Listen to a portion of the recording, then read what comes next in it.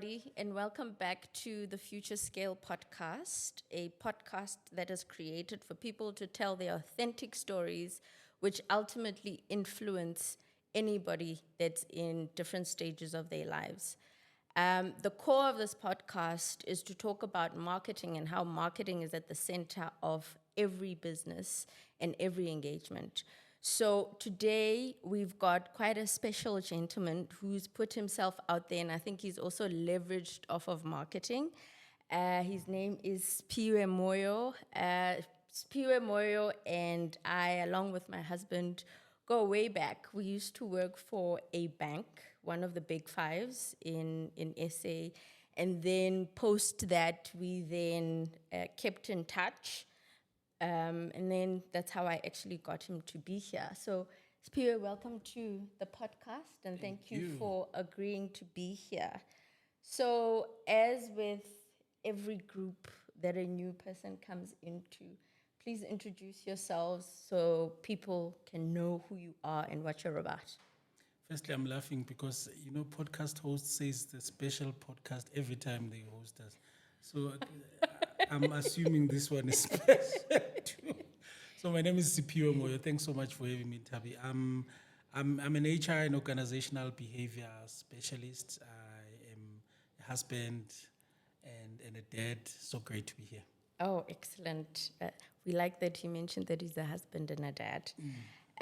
So, Spiwe, I'm just going to lay a scenario for you with the intention of you actually telling a story. So imagine there are 20 Ntabi Singhs sitting around a bonfire, and the 20 Ntabi Singhs are different ages and are going through different experiences in life. So if you were to tell them a story about your life, starting from the time when you were 6, moving on to now, what would that story be? Yo, my marketers are good. 20 of them. Okay, 20 of so them. should we assume that should I start with the youngest maybe? Start with the youngest, Yeah. leading to your age. Yes. So you give a story around your experiences, how you started, who believed in you, why they believed in you, and anything that you would want to share with anybody that is actually interested in being in your field and is looking up to you when you do these speeches in general, or motivational speeches, that is. That is such a great question and concept. So, because I was born in Mufolo South in Soweto, 6-year-old me is in Mufolo South, is such a bubbly kid. Is just one of the things that I enjoyed the most at that particular time. We were always outdoors, and you just could be a child. So if 6-year-old Ntabi is sitting there, it's so important for me to just say, we really need to be kids. We really need to be children. I was having so much fun.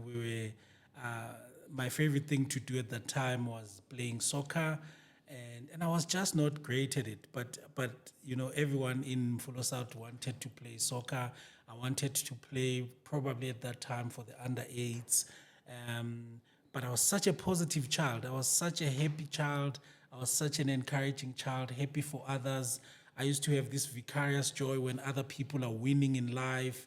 And I think there's just something about someone who is rooting for other people. So what would generally happen even around 6, 8, maybe even 12 years old, what would generally happen is that our coach at Mufulo Kelly's, Coach Lesh, just loved having me around.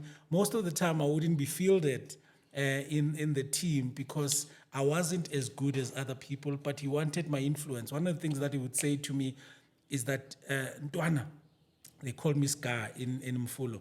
I just love you when you are there. You're always leading from the bench, encouraging Amajita, even when you are not in the team. That's such a great spirit. And then that time I just didn't buy his thing because I want to be in the field when you're telling me I'm such a great influence. So it's so interesting because I think even the kind of things that I'm doing now, I'm always encouraging people, and some of those seeds were probably planted from there. So for me, I think from around that age to probably until my early teens, I'm at Mfulo South. That is my happy place. That is the place that I know. My parents starts getting a little bit edgy when I'm 14, 15, 16, because according to them, I was just having way too much fun in Mfulo. The bars was too much. Everyone was having fun. So they sent me to stay in Orange Farm, which is where I actually went. I think when I was late teens, I go to Orange Farm.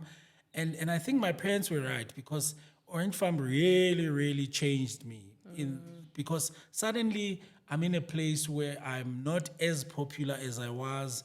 For me, Orange Farm was also not as cool, not as vibey. It felt like I'm being sent to some rural area, to be honest. So I'm grumpy, I'm sulking. Suddenly I'm become a little bit of a loner, which really raised my interest in books. So I started reading a little bit more, started taking my academics a little bit more, and I started going to church a little bit more intentionally. And what then happens is I'm introduced to this particular church in Orange Farm, and my life really changed. My life changed in a sense that, in addition to just giving my life to God, my pastor at that time was such a dynamic guy who reads a lot. His name is Dr. Matole. Reads a lot. He's such a provocative speaker. Suddenly you hear every weekend, you hear about the power of vision. You're starting to hear that your vision can transcend your current circumstances. You can be more. And initially you don't believe it. You're like, oh God, I'm staying in a shack.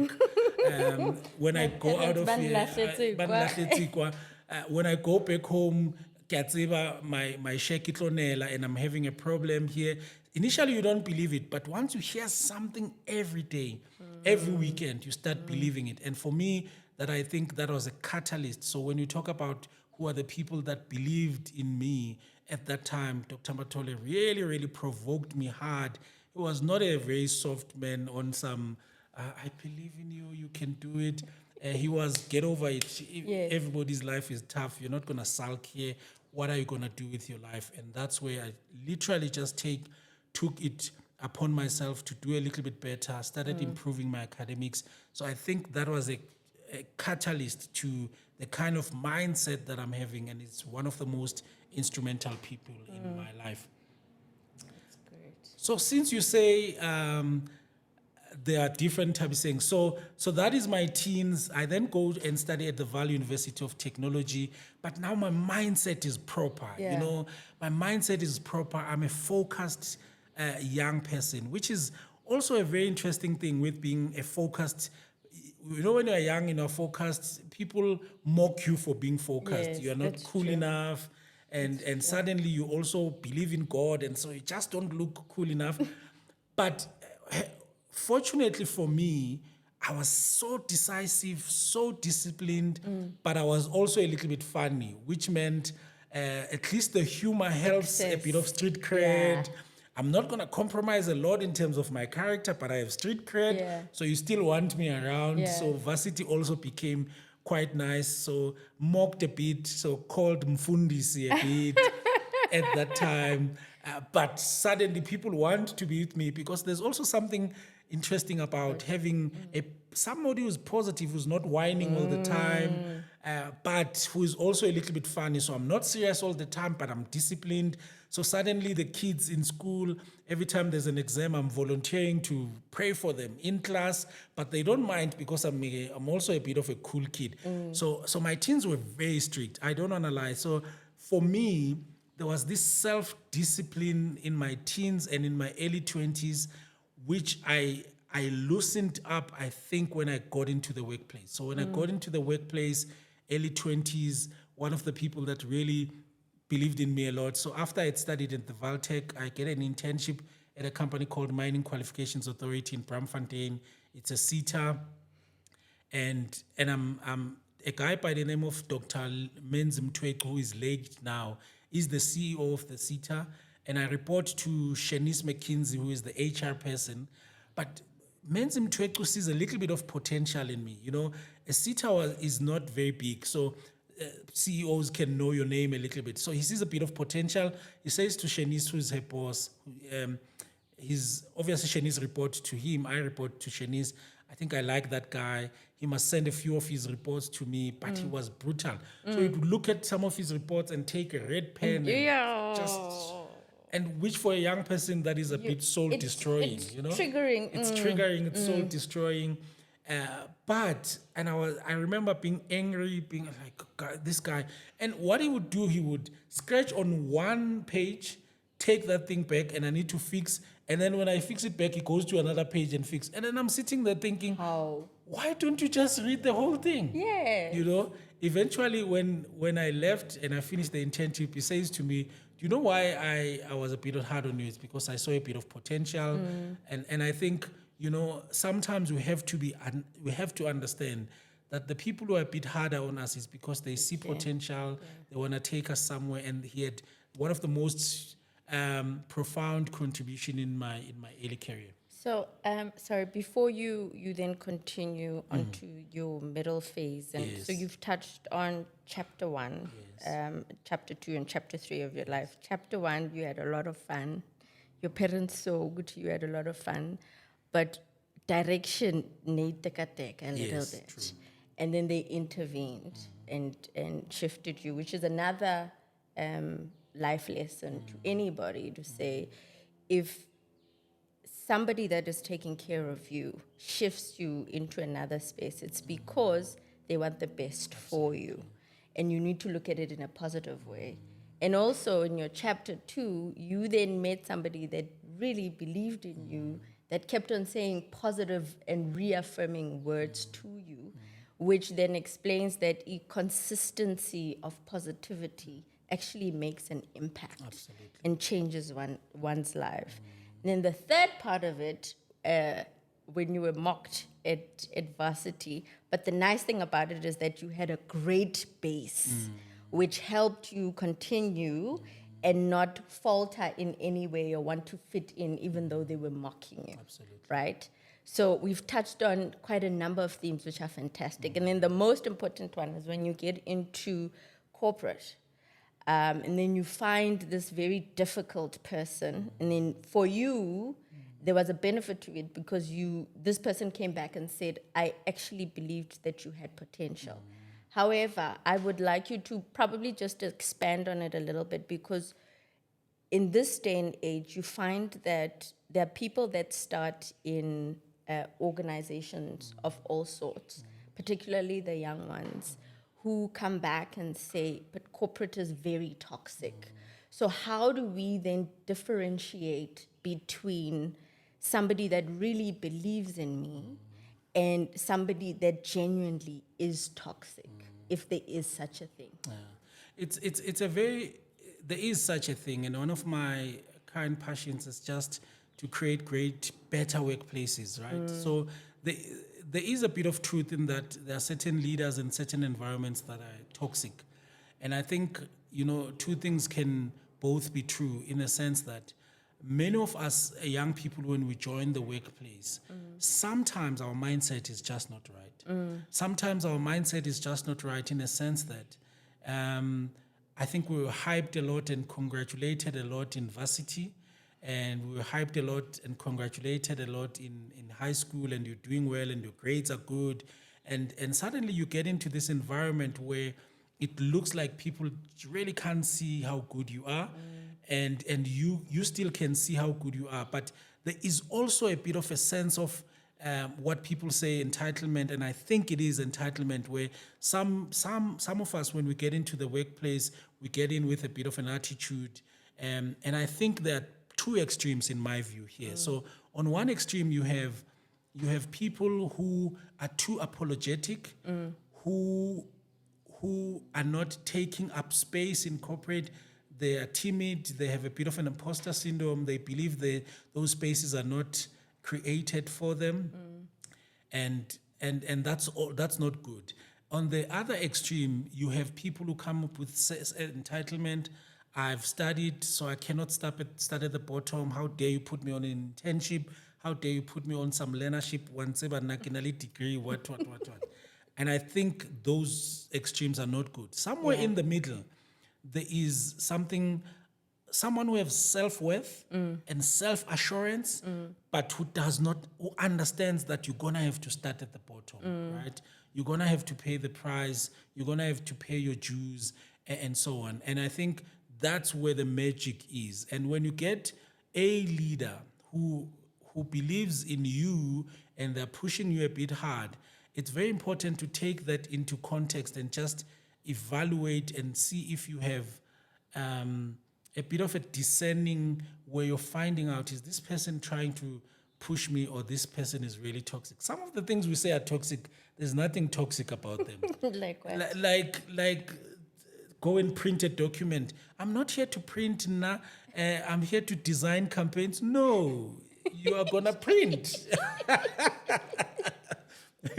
You are going to go and print. There's no problem, and so that's not toxic. That's you understanding you're a junior. You're here to help, and that attitude of coming with I'm here to help.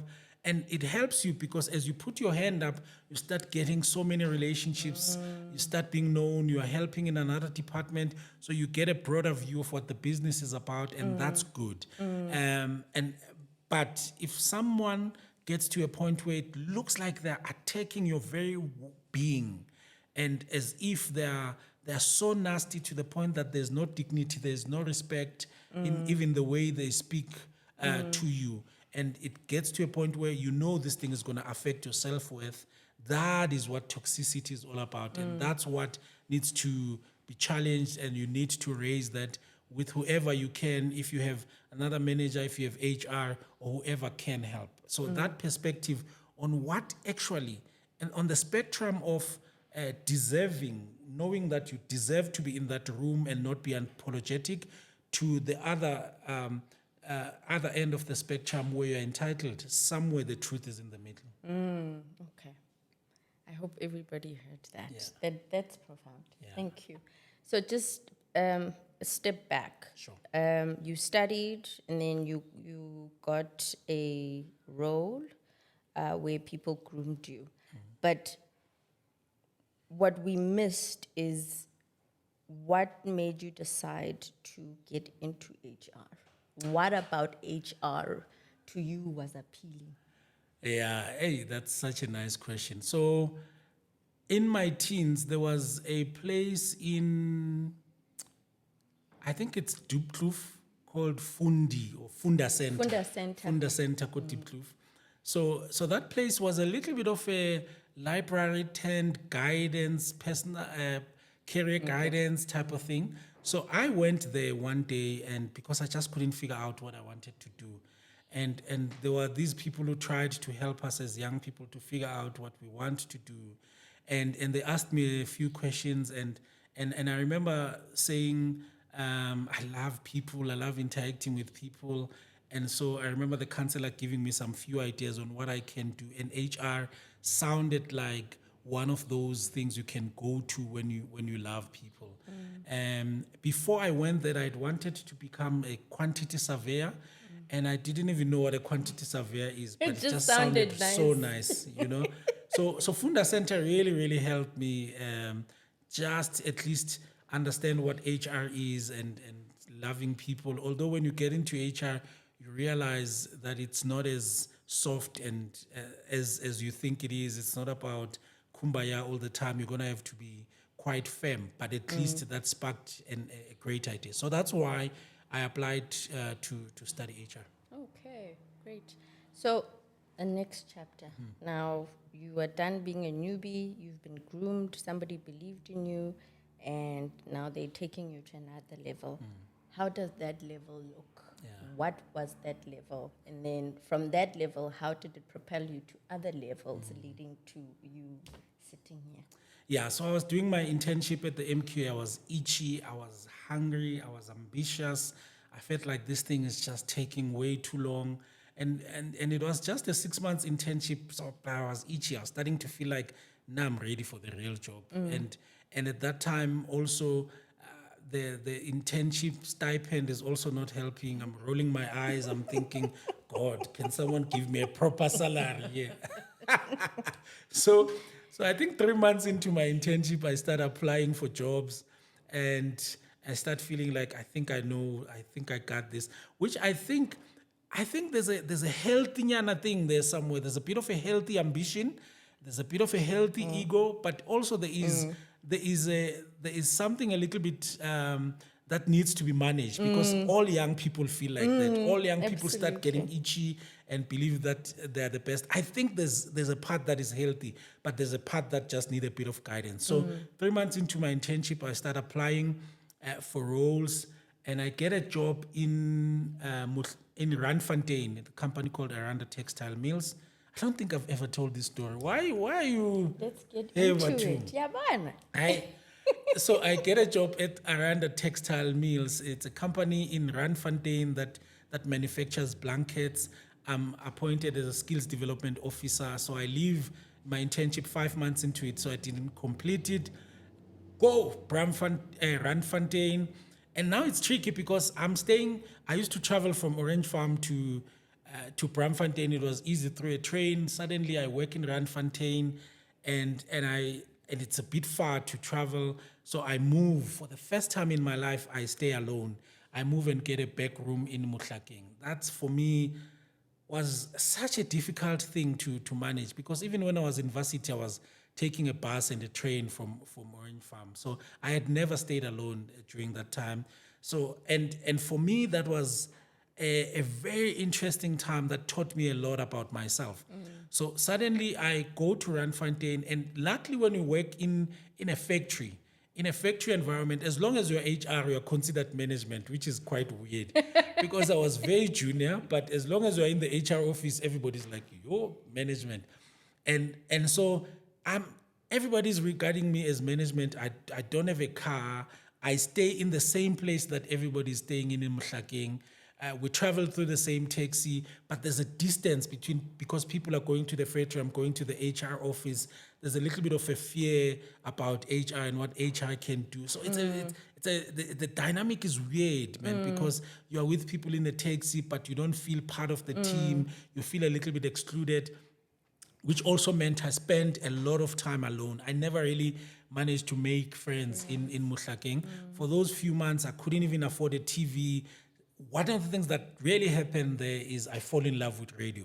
Because I don't have TV, at that time, I never knew there was something called talk radio.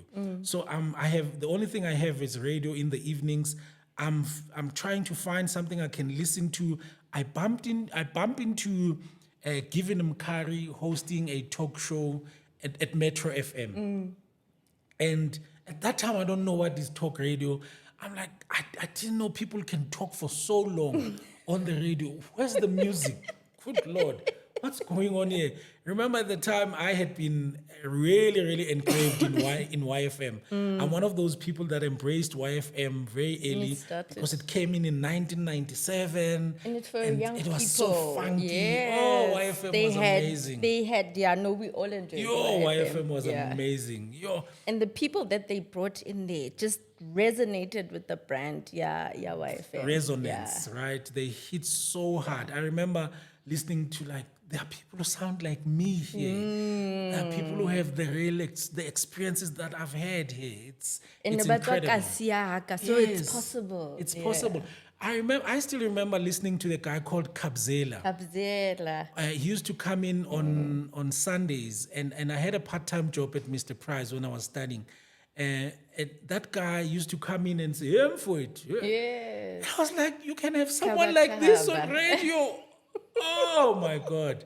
And I could dream a little bit differently. So I think cover also contributed to my life. So in Randfontein, I discovered talk radio. I still remember it exactly like it was. Given Mkari was interviewing two people, Oprima Chikri and someone called Professor Shetrek Guto. Ntabiseng. How do you remember this? Because it had such a profound impact. Yes. I don't think I had heard people sound so clever. Sound so good. The power of conversations, the power of people tapping into each other's minds. So I literally fell in love with talk radio on that year. I became a regular caller. Given Mkari ended up knowing me. because luckily in Metro you could call and then they call you back. Yes. So airtime was At not a that time, problem eh. at that time. I don't think they still do that. So that period of my life cemented my love with radio, my love with conversation, my love with conversations like this. And suddenly I really aspired to be wise and clever and being articulate and presenting an argument that is quite cogent and because of the impact that Given Mkari and his show had on at that time. I later then discovered SAFM, Yeah. 702 and Power, and I'm still a big fan. So suddenly then I'm working in Randfontein, but I still miss my church mates. So I decided to buy a car so that I can travel. So my first car, so that I can then travel from Orange Farm to Randfontein every day, which is a long trip. Now I'm squeezed. I can't afford this car. I don't have petrol. And also the traveling. The traveling is too much. I don't have petrol. For some reason, my mom and her friends worked in Florida. So I now convinced them, guys, this thing of a bus, you can come and travel with me. I'll drop you off so that I can afford petrol, which was really, really That's nice. good. That worked. That's where the That really worked. entrepreneurship started. I think it started. Yeah. It really worked. Now they are happy because they can sleep an extra hour because the bus was way too early. They're happy because they can sleep an extra hour. I'm happy that my petrol is taken care of and I'm back in Orange Farm and I can go to church, which church was a big thing for me. So the manufacturing industry then is like, I don't know, maybe my fourth or my fifth phase, my fifth phase, because then I work at Aranda. When I leave Aranda, I go and work at the Steel and Engineering Industries Aranda Federation. Dikubong, in Dikubong. the blankets. Yeah. So Okay. I leave Aranda. After I had a good stint at Aranda, I then leave to go to a company called SIFSA, which is the Steel and Engineering Federation of South Africa. They had a really nice project with Merisita, which is SITA for engineering, for manufacturing and engineering, where they appointed people called skills development facilitators who are going to go around and help manufacturers with their skills development plans, annual training reports. So the fact that I had a car helped. And literally my job became like almost like a salesperson. We allocated about 3 or 4 companies that we could see every day, but small companies who didn't have capacity to have their own skills development facilitators. I was driving around Gauteng helping them. That for me, I think that period of my life made me fall in love with a bit of entrepreneurship in the sense that I tasted what it is to own your own time. I tasted what it is to have flexibility and autonomy in your job, because it was up to me to make the appointments. I would be driving most of the time, which meant I was listening to a lot of talk radio, yeah. and then I could squeeze in some personal appointments. So that was heaven for me. You were ticking a lot of boxes. I was ticking a lot of boxes, which I think, by the way, employers must know. This is one of the things that people are looking for at work. That's A true. little bit of autonomy, That's true. a little bit of that flexibility and just taking responsibility for your job. So that was probably one of my longest jobs ever. I just stayed because it just made sense. And I was very productive. And I think my boss is there, a lady by the name of Janet Lopez, and our direct manager, Eleanor, really knew how to manage people who are almost like freelancers and just focus on the output. The output. And that's where I learned, focus on the output. Don't worry about where people are. After that, I actually left to start my first business in 2007. So that itchiness, like the entrepreneurship bug hit me. I left corporate in 2007 for the first time, but business clapped me hard. That was hard. So I left corporate to do training. Yeah. And exactly what I'm kind of doing now, but it clapped me so hard. I remember like month 5 or 6, ran out of money. I'm not paying the bond, but for some weird reason, I was stupid. I was not even saying to my wife that I'm not paying the bond because I had this ego. And then one day she comes back from work and there's someone's Oh, under Lord. our door, and she opened this thing. I'm coming back from work. It's like king. Mama Shayla Kaluk. That was so embarrassing. So at least I'm like, babe, I'm sorry.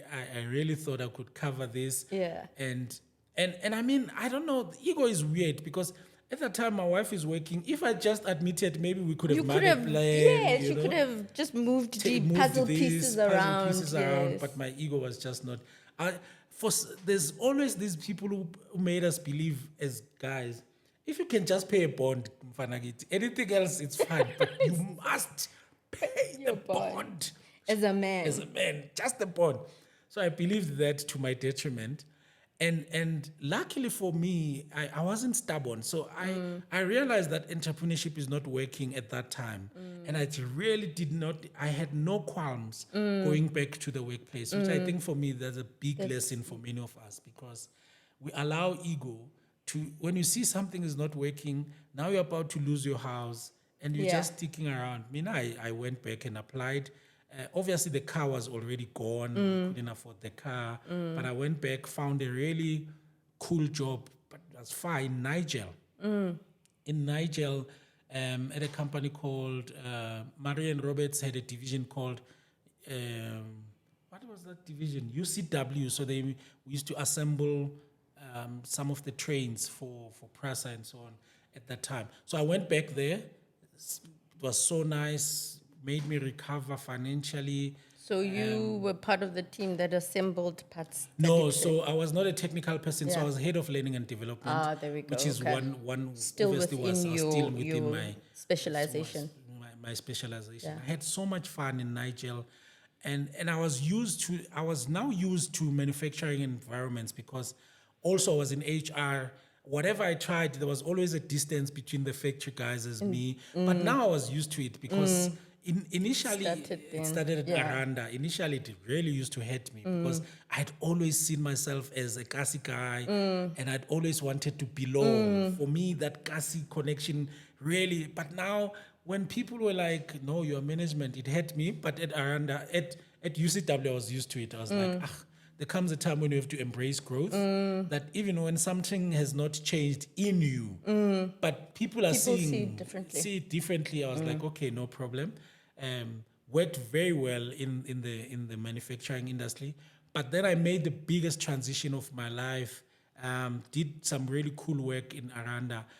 One of my most significant moves happened at the end of 2008 when I joined the banking industry. So I went to one of the banks, not the one we met in. I worked at another bank, the Green Bank, for 5 years.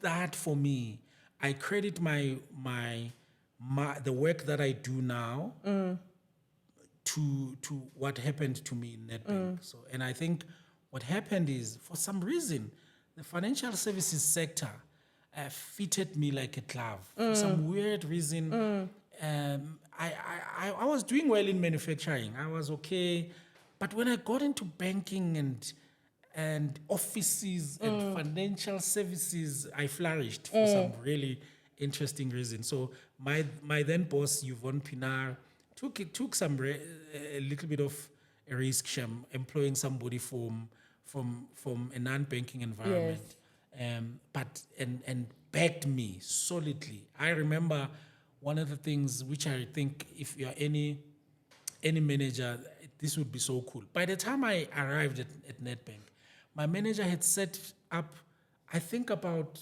15 coffee meetings with everyone who matters. So people in the business, in our business unit, people in other business units, people at group HR, so that I had a soft landing. By the time I arrived, I was having coffees everywhere, which helped build my social capital, and I think helped me very much in succeeding there. I feel like I've been talking too much. No, actually, I mean, I'm sitting around a bonfire. You, the facilitator telling of this story, because now very interested in the chapters. Yes. I think with everything that you've said, for me, the underlying thing is that you were very fortunate enough to have people that were backing you, people that believed in you, and people that propelled you to be where you are, which is fantastic. Absolutely. So, within this chapter of the Green Bank, where you had wonderful people that have had a long-lasting impact in your life, why did you leave and where did you go?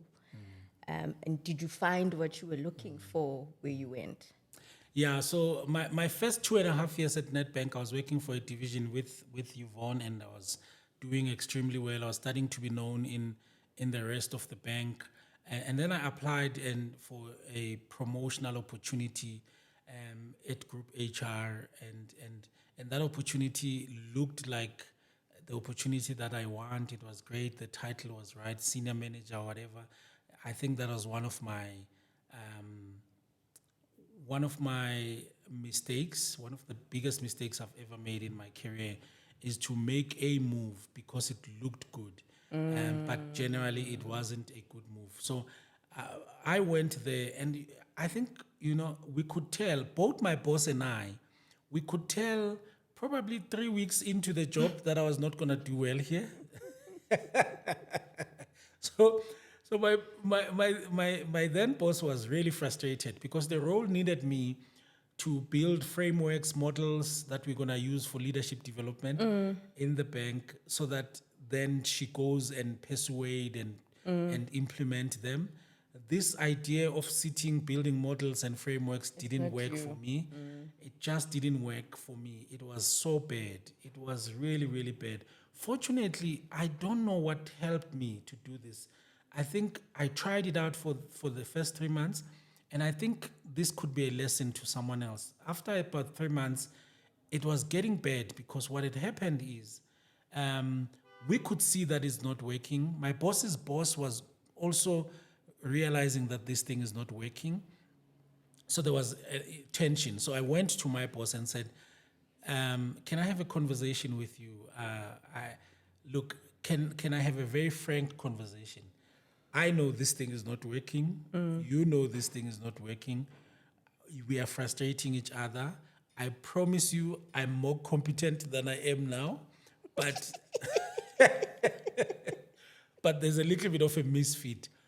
Please give me a few months to try and find a job internally, and then so that I can go and you can appoint someone like this. I think she was pleasantly surprised that I had a bit of self-awareness. And it wasn't as easy. In the first 2 months, all of us couldn't know. So we had a very terrible relationship in that first 2 months because we didn't know what was going on.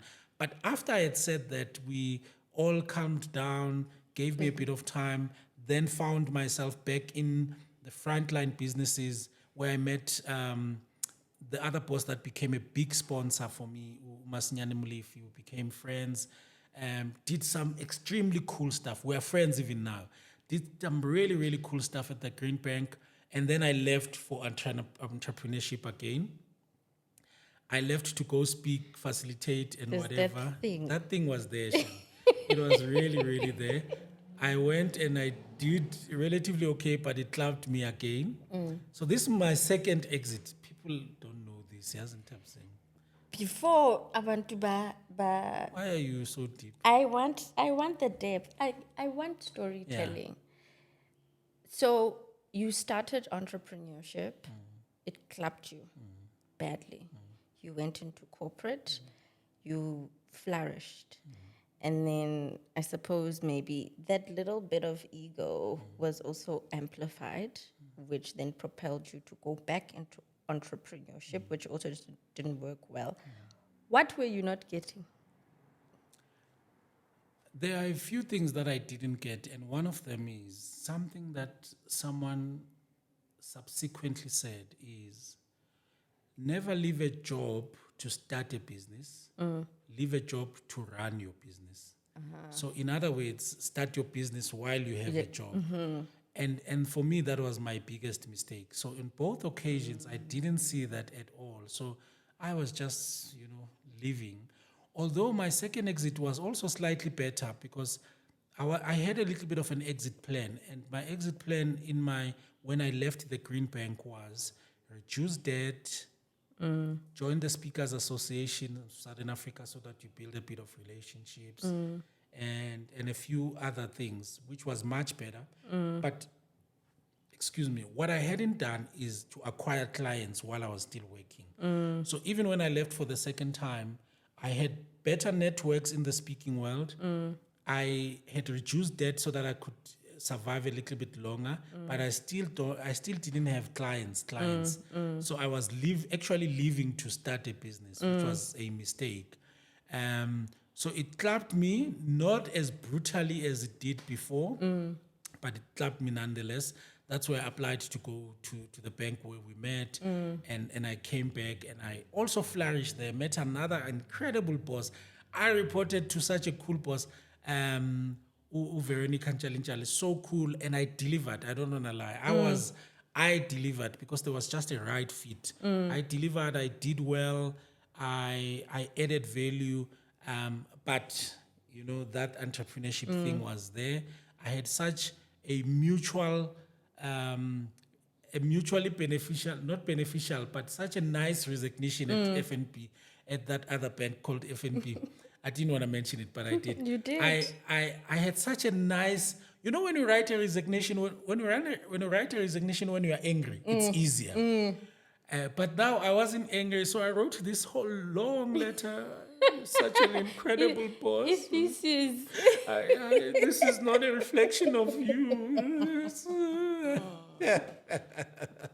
But I still left for the last time. So the last time I held a formal job was 2014. I properly closed my corporate chapter then, and then dived into entrepreneurship, which I think I've been doing now for 10 years. So before we talk about your at least third time lucky, Yes. That's great. Yes. Before we get into that, let's just go back into HR a little bit. You enjoyed it, and you feel you were very impactful and you excelled in it. There's this thought around people that work in HR that you guys are actually not for the people. And I mean, there's still papers that are available now and recommendations where people always say, don't go to your HR specialist to seek for help when you are struggling with a particular person or whatever in an organization. What is your thought on that? Yeah, I think that perception is quite persistent. I think a big part of it was just people's perception of what HR actually is. So I think what people perceived HR as before was some kind of a union that you come to us and we go fight management on your behalf, but that's not true. But also, we're also not generally in the side of management. I think HR is this seemingly impartial role that is supposed to help the relationship to not be as antagonistic as it is. So HR is actually on the side of the law, the side of the policies, the side of what is right in the organization, to a point where if a manager is wrong, a HR person who has a backbone will call them out. If the staff member is wrong, an HR person who has a backbone will call them out. So although people had always assumed that HR should be like the person you go to for help, which is why they got disappointed, HR will still help you as long as you are in the side of the right thing. And they will tell you what the right thing is. They will generally treat things that you say to them quite confidentially. But if you are wrong, they will tell you you are the one who's wrong. So please don't get so despondent to the point that you never go to your HR person. They are still, the HR person can still help you, but they will also be honest with you when you are wrong and give you some really great tips on how you can fix whatever issue you're struggling with. I think Spirit is painting a beautiful picture rosy picture. of HR, and I'm sure there'll be people that comment Yeah. after we post this to What, say, what is the picture you know?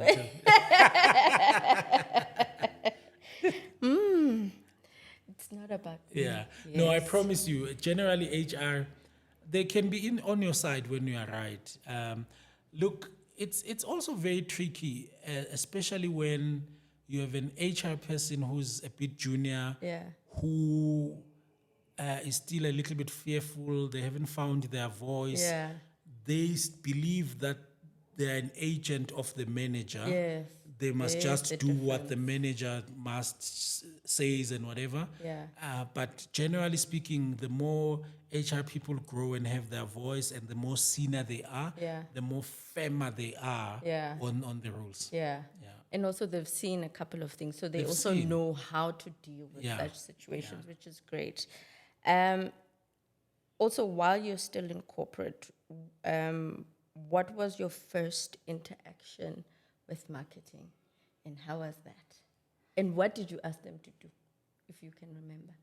Ah, man, I had such a cool relationship with um, marketing people. Particularly, I remember a friend who, I think the structure was Friend from Home Loans. from home loans. Yeah. So the structure was actually very interesting. That I think in that particular bank, the relationship between marketing and HR was firmer than I'd ever seen it. I think it was defined. So there was someone from marketing was almost like allocated to HR and vice versa, which meant sometimes we went to the marketing main course and sometimes they came to the HR main course. And the reason was simple. So HR and is responsible for things like employee engagement.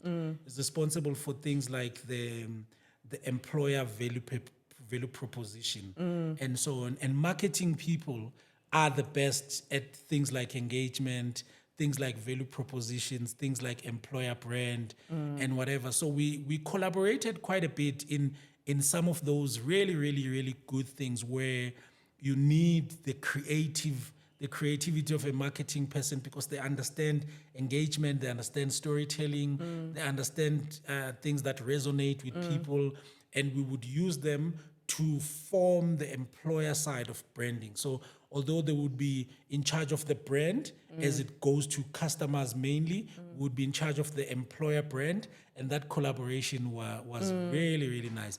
Initially, I think before Friend, I always thought of marketing as the people who just do cool stuff. The people always have the t-shirts and God. the nice things. They go to the parties. Oh, Lord. They're the one who has VIP access to the coolest The cool festivals parties, yes. and whatever, and they're having fun.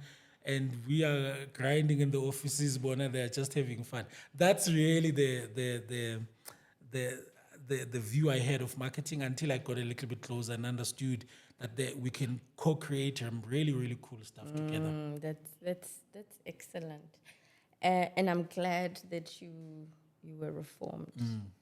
Very happy. You still attend the coolest parties, though.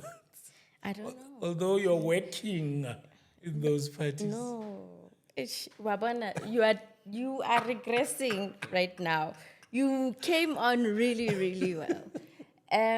So before you and I had a sit down, I just did a little bit of research to just gain an understanding of what HR believes marketing to be. And I was pleasantly surprised because they are people that say, actually marketing and HR should be combined. In a sense, our marketing builds a brand from an organizational perspective, because you touched on it. So you spoke about the internal and some elements of external. So this guy was saying, I just forgot what his name is. He was saying marketing communicates the important elements of a brand, which attracts the right talent into an organization. What you're saying, absolutely. Do you want to expand on that? Yeah, I think I agree with that, because I remember in one of my HR roles, I used to sit next to the head of talent acquisition. And the head of talent acquisition was saying exactly that to me, that we go out to seek candidates, and candidates who have choice, candidates who have value to add. They care a lot about the brand of the organization they go to. And those are the people who ask you the questions. When you interview them, they also ask you a lot of questions. I saw this about you guys. I saw this about you guys. And marketing generally are the custodians of that brand, both internally and externally. And therefore, to the extent that we can get the right people inside is very, very dependent on marketers and the story that they are telling and the story that they are able to craft and the narrative that they can help us craft for people that we want to be in, to come. And remember, employment is a very interesting thing, because sometimes the people that we want to join us are not really looking for jobs. So they're comfortable, they're doing well, and so you have to put something on the table. And what we know from HR is that at a certain level, money is not the main thing you can put on the table for those people. They want to know who am I going to report to, and which is very important to them. They want to know the brand so that they don't ruin their own brand by joining yours. Absolutely. And I think in this day and age, if, for instance, if I find out that I'm going to be reporting to you, the first thing I do is go on digital platforms to check what you're about.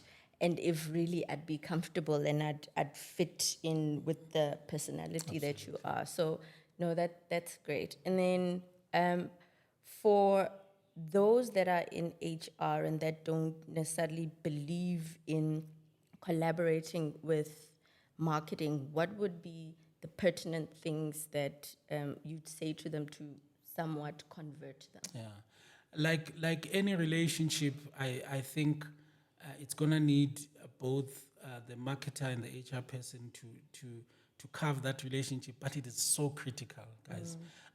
It is so critical that at some point, I actually started believing ukuthi mara ngathi kunobu marketing nyana in me,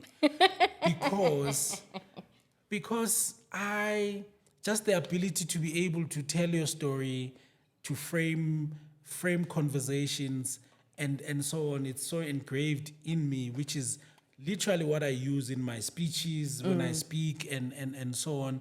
I've learned most of that from how marketers believe and how marketers think. So you really need marketing in your corner, and because especially in things like organizational culture, when you craft things like employment engagement strategies, when you craft things like wanting to be a great place to work, when you're crafting things that we know matter now in our space. So other than the transactional HR things that we do and we still want to do them, that people must get paid and so on, the stuff that really moves the needle in our lives is the culture, it's all of these things. And those are the things that marketers can really help us with because they know how to craft a story, but more importantly, they also, as much as we learn a little bit of human behavior, they learn human behavior as well. Absolutely. And that can be very helpful. And it's so nice because honale synergies, because you do HR, which involves understanding the psychology of people. And the greatest part of marketing is understanding and leveraging of people's behaviors. Absolutely. So it's a great synergy. Okay, it's great that he said great things about marketing. So now corporate chapter is done, and this fire in you is raring to be an entrepreneur. You start speaking. You've developed relationships, and it's looking good for you. How does that journey look for you? My speaking journey, third time around, has been amazing. Has been absolutely amazing. I've just, for the past 10 years, I've been growing from strength to strength, working with more and more clients, which for me indicates that, when you try something the first time around and the second time around, the third time around, and you feel like giving up, but because this thing, it won't leave you alone. If something you can't stop a day without thinking about it, even though you've tried and you failed, please don't give up. Go try again, because this thing is eating you. You are the one who knows, man. There's just something there. Maybe I didn't do it well. Go back to strategize, but don't give up, because Purpose. for some weird reason, the third time around worked, and although I've adjusted a few things and I've grown, but in the core, I'm literally still doing the very same things that I was trying to do in 2007 and I failed, and I tried to do in 2013 and I failed, but they are working since 2014 until now. So sometimes there's a bit of timing issue. Sometimes there's a bit of luck. There's a bit of grace, and you just never know when Yeah. that grace is. If you continue doing what you can do, and allow grace and God to do what He can do, because you can't tell me that I'm so different to the guy that's tried to do this the first and the second time around. Why is this third time working? Yes, and many people, sometimes they think I'm lying when they ask, what are you doing? And then I kind of like list the same things I was doing in 2010, the same things I was doing, and then they're like, boss Picho, they will never tell us the truth. Ba re kwalla ka Re kwalla ka ntle. ntle. Kane, what is that thing? Fill us in, or what do they say? Squeezing It's squeezing in. and they really believe that it's just something you are not saying, that's something you are not doing, Yeah. you are not willing to share. And I'm literally saying, no, actually, I'm doing the same things. Yeah. The biggest thing I tried to do a little bit differently when I left for the last time is just to try and get clients while I was still working. And I did that by asking permission to go and speak for free in the events that matter for me. And the events that matter for me were the events where there were HR executives and HR directors, because for me, those were going to be my main customers. So I spoke for free in those events. And then I developed and carved some really, really good friendships in those circles. And now they're just genuine friendships. Whether they give me business or not, those people are my friends. I would go to war for. But those are the same people that are now using me and so on. But the content, although you are growing, although I'm still that same person, the content is getting better, I would hope, just like any other person. The more you But do it. the more you do it, you're getting better. But there's not too much difference from the things that I was doing then that I was doing now, except just paying your price, getting into the right rooms, exhibiting your talent and demonstrating your talent. Many people would even refuse to take out as free gigs. Many people would refuse to submit an article. So one of the things I did in terms of positioning is submitting articles in business magazines, submitting articles, doing radio interviews for free, doing TV interviews for free, speaking for free in many, many conferences that I now go back. I'm paid to speak, but those are the same relationships I'm now consulting for. Those are the same relationships I'm facilitating for. But also, I've also carved relationships with other people in the HR space who do what I don't do. Now I understand my strengths. I understand when there's a consulting project that is just not me. I'm plugging somebody else, and I'm like, okay, I'm much better in front of people, so I'll launch it. I'll speak. I'll facilitate. Someone else will plug this, but generally, those are the same entrepreneurs that I've also met in the same conferences, in the same spaces, while this journey is continuing. But generally speaking, at the core, I'm still the same guy. So, to me, what you've just said, I think to sum it up into two pertinent things is one, everything happens at the right time. You cannot force things to happen because you want them to happen at that time. Two, when one builds their brand, it's okay for you to give your services for free because that is a way in which you can get people to actually talk about you. Absolutely. That grapevine thing. And then in fact, I said two, but I think there's the third one. The third one is relationship building. And it's so important for people to know we are not islands. And for one to move from point A to point B to point C, and ultimately whatever point you want to be at, you need to leverage off of the people around you, people that have been in this space, or people that know people that have been in this space that are able to help you, right?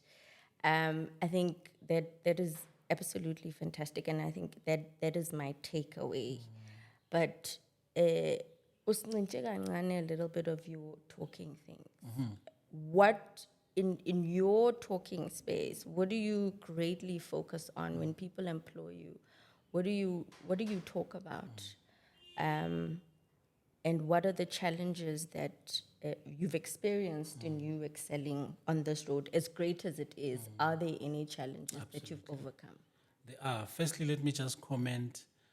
Your ability to synthesize a story into takeaways and lessons is just amazing. Oh, thank you. Really, really amazing. Because I'm just running on, but you are like, yay! Let's pull that nugget out.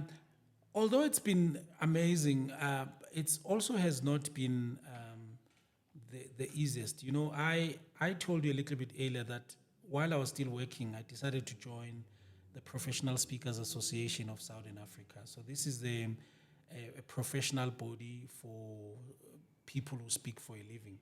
And when I joined it, because I also understand the power of serving people, the power of just adding value in other people's lives, which is what other people I feel like they just don't get.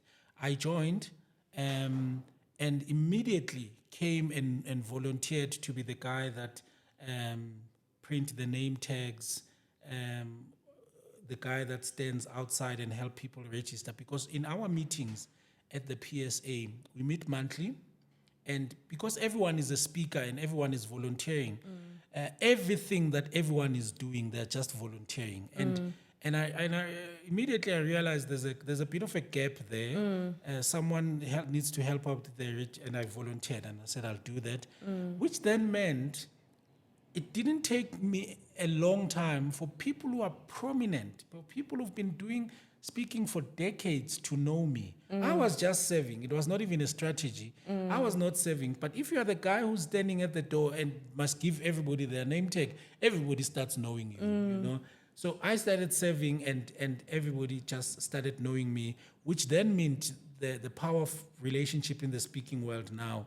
You know, there comes a point in your industry where most people start knowing you, you know, and that happened to me. But when I started then, when I burst into the scenes, I made a few mistakes, and one of them is I had an HR background, but my first book was a book called Bulls and Bears: Life Lessons from the Financial Markets. I was starting to fall in love with the stock market and the financial market, and I thought it would be a beautiful metaphor for life, and I still think it is. But I started with that book, but that was a big mistake because when I tried to get bookings, I think clients were seeing a credibility gap there.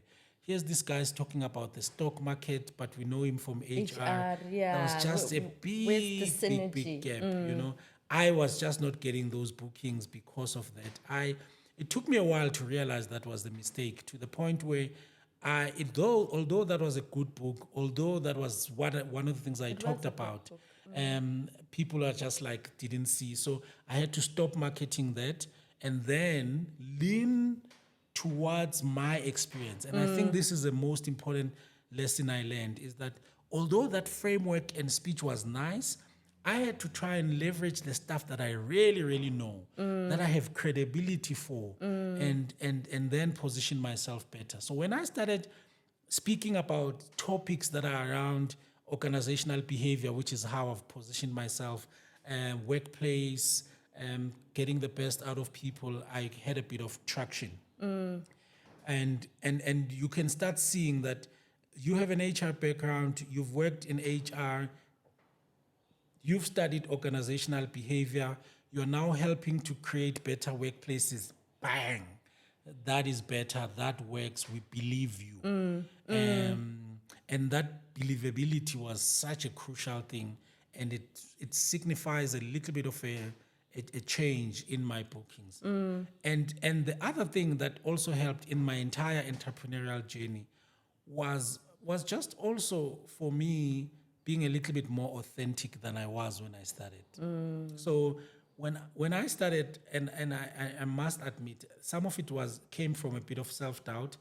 It looked to me that people who spoke like I do will never have a speaking and facilitating career. I was just like, So how did you have to speak with a tone? I changed the gig. Someone was trying to teach me how to say instead of, because wamutu arwaka unali that. Yes. I remember practicing with a vocal coach. You must say This is how you enunciate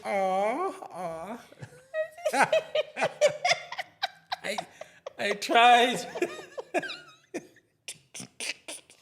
Big lesson here. I tried, and then I was on stages, but you can see this guy is so uncomfortable.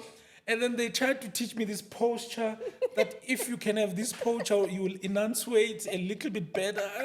So I'm busy standing like a robot. And it was just not working. Yeah. And the moment I embraced myself, I had more traction, especially in my facilitation and speaking work, which is not to say, by the way, anybody else who has a nice twang, is fluent, is not being authentic. And for me, I get a little bit angry when other people who are authentically themselves, who grew up in certain environments, and some of us paid for our kids, paid for our nephews to have those environments, and now we're making them feel guilty. Bad about it. Yes. So if that's how you speak also, that's your authentic Own it. self. Own it as well. It's just that I was not owning how I come across, and it felt fake. People can smell fake from a long mile away. That also helped, and I began to have a bit of traction. But it also helped with relationships as well. When we're sitting with somebody, the person that they were seeing when we are chilling and the person that I see on stage, there's congruence. It's like this is the same person. And I think overall it just helped my entrepreneurial journey. I love that because you've summed it up so nicely. Because we are more, we are more linked to authentic stories. We are sitting here because we are trying to reignite the aspect of authentic stories and reinforce that authenticity actually reaches the heart and lasts for a very long time, rather than you doing things that are just on the surface to please whatever, or because it's something that's on trend, So that's really fantastic. You mentioned a book. At first, when we spoke, there was no book in there. I know about the book, but people did not know about the book. Yes. So I'll ask you two things for you to probably just give a highlight of the book and what really influenced you to write that book, and did you self-publish or what happened? And then we know the end part of it. It didn't work for you because you wanted to shift in your specialization. And then the second part of it would be the giant that you are right now, with all the lessons that you have learned. In the space that you're in, are you walking this journey alone? So when I say alone, I'm not talking about your wife and your family members, because those will be your constant support structures and your pillars. But I'm talking about from a professional perspective. who is involved in creating this person that I'm having a conversation with? All right, thank you very much. I think the book story. Yes, I wrote that book. It was my first book. I've now written 4 physical book and 1 ebook, and that book came about because and that's where you also realize that purpose does matter. When I joined the speaking fraternity and the facilitation facility, one of the things you get taught a lot is that a book will give you credibility. And it does. But I was writing a book because I was looking for credibility, not because there was something in me that said write a book.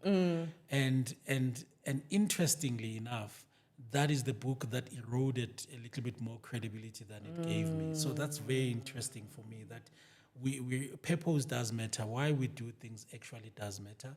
The aha moment. Is it an aha moment? No, okay, aha moment for sure. It needs to be pinned because you went out there seeking whatever you thought you would get, which was not innate. And then the result of it was you suffering a little bit, which is not great. But we move on because we've learned. Absolutely. Yes. And it's such a great lesson because when I wrote my second book, it was more in line with what I sense from the core, from my purpose, from my passion. And that book, it's called Stagnation Must Fall, which is in line with everything I'm about, that, we need growth and so on. So that first book, Bulls and Bears, was self-published. There's some interesting pros and cons of self-publishing. One of the biggest pros is that you own your material forever. One of the most obvious cons is that you struggle to get into bookshops if you want to get into bookshops. You really, really struggle. I think they love a structure of big publishers. Initially, when I wrote Stagnation Must Fall, I self-published it, but we then found a publisher and then ended up doing a big publishing with a company, and that worked well. Luckily, there was a bit of particularly, it's a publisher that is dominant in the HR space, so that helped me quite well. So the interesting pros and cons is just book writing on whether self-publishing and going with a big publisher is the best. The second question on who's around me now is that there's a lot of people. There's a lot of people who are around me. There's a lot of people who are helping me do what I do, both in my team, in my formal team at work, who we run Paradigm People Solutions with, but also all kinds of relationships of people who are in the background, who never want to speak and facilitate, but who are strategists. There are people who are strategists to help me position myself. There are people who are publicists. There are people who are friends and we collaborate. There are people who do what I do that we go away with and craft all kinds of plans. So there's a lot of people around me. There's a lot of relationships. We collaborate a lot, which is, I really want to say this because sometimes people really get a sense that we don't want to collaborate with them because it's a really sharp guy. We really do want to collaborate. And I think it's very important when you can articulate your own value and articulate what you do so that what I do and what you do fits better. Collaboration for me works when each and every one of us understands our strengths and each and every one of us are not trying to be the other. I'm just adding value to you. You're adding value to me. It's gold. So I have a lot of people, both in my teams that I'm accountable for signing on that pay slip. Yay! And also a lot of freelancers and so on. So there's a lot of. In the phase that you're in right now, what role does marketing play? If any. It plays a lot. So one of my closest friends, they never really regard themselves as marketing people, but they are. They just think like a marketing strategist. And this is the person who calls me into order when I'm not positioned well, when I'm accepting a little bit less than I'm worth, when I'm haphazard in what I do, when because remember, also speaking for me is a passion. So if I could, I would speak for free everywhere. This is the person who calls me into order and like, must hey, monetize. whoa, Yeah. monetize this thing. You also can't be everywhere. Yeah. Who calls me into order with overexposure? Who calls me into order with where should I go? Where? Although so there's a lot of help that I'm getting from. I've just admitted to don't send the invoice. Well done to whoever you are. You're doing a great job. Just calling me into order around. We know this thing is your passion. We know you could go everywhere. Yeah. Decide Yes. the certain things that you want to do because you are giving.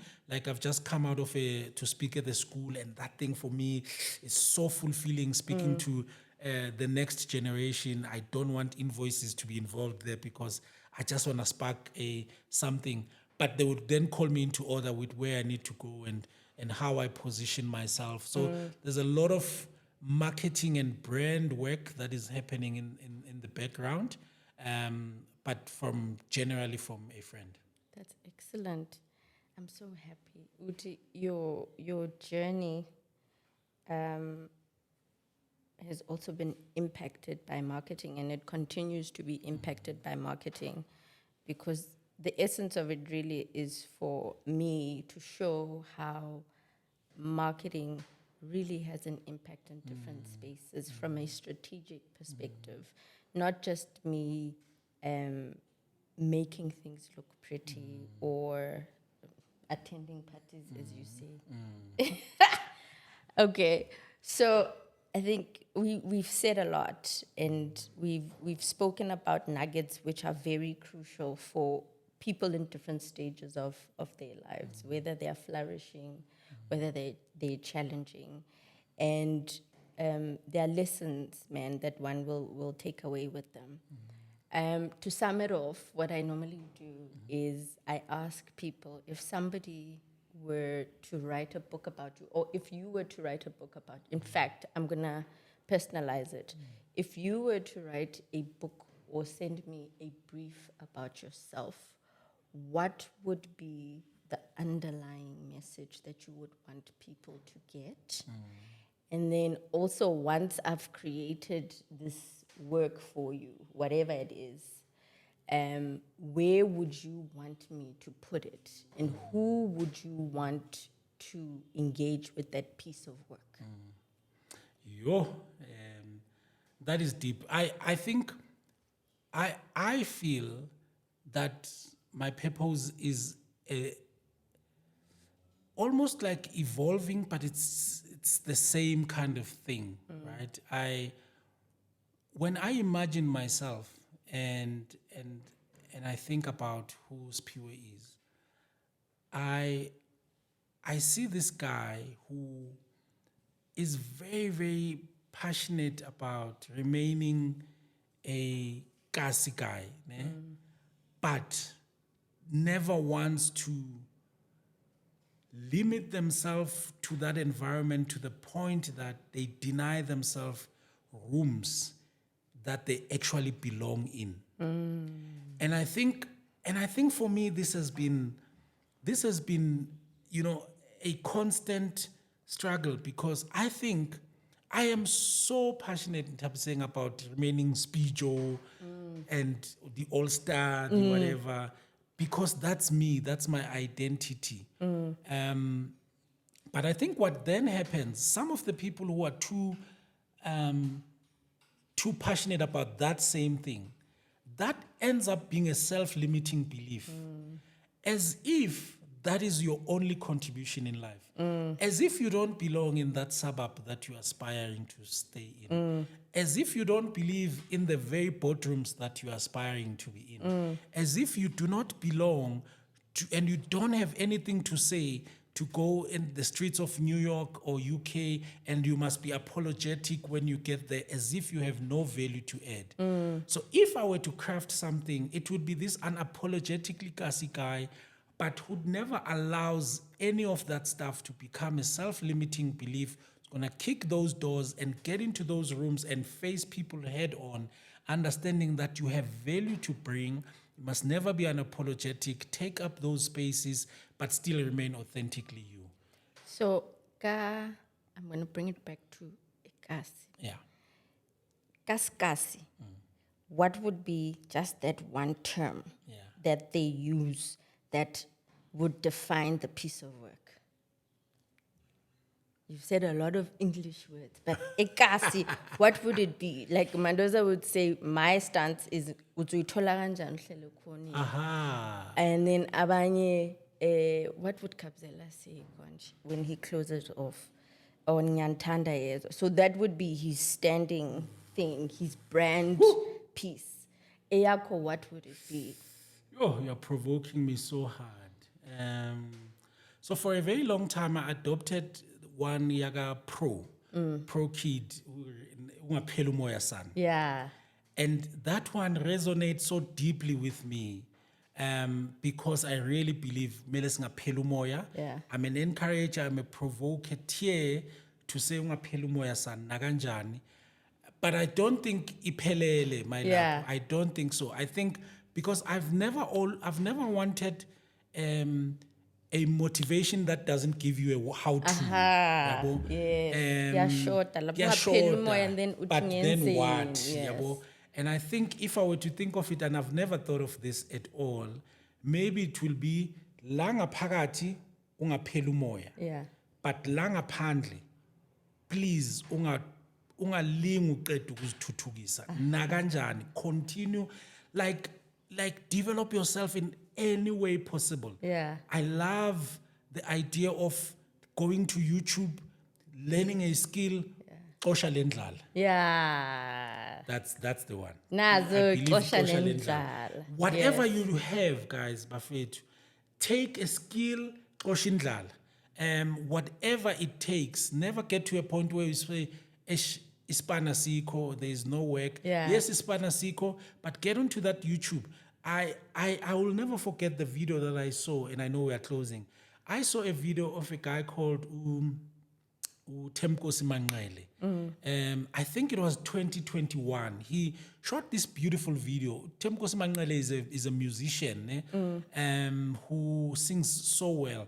And he tells of this video, he took this video, which people can check online. He took this video in 2021 where he was making furniture. So uithathe plaza ngcolile.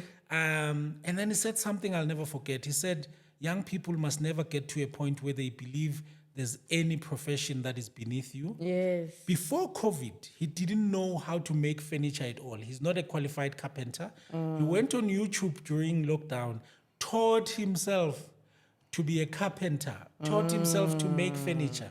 Now he makes furniture, ilethi imali endlini, usacula, but it's a big part of his income now to make furniture. And uxosha lendlala, akapheli umoya, and is always making a plan. And I think that would be this We patent. movie. We patent. And then where do you Which want one? it to Patent, be? which one? Ke pro kid ngaphakathi ngaphela umoya sana ngaphandle yenza something ukuthi uxosha indlala. Oof. Now I'm glad I came here. As marketing people. Yabona.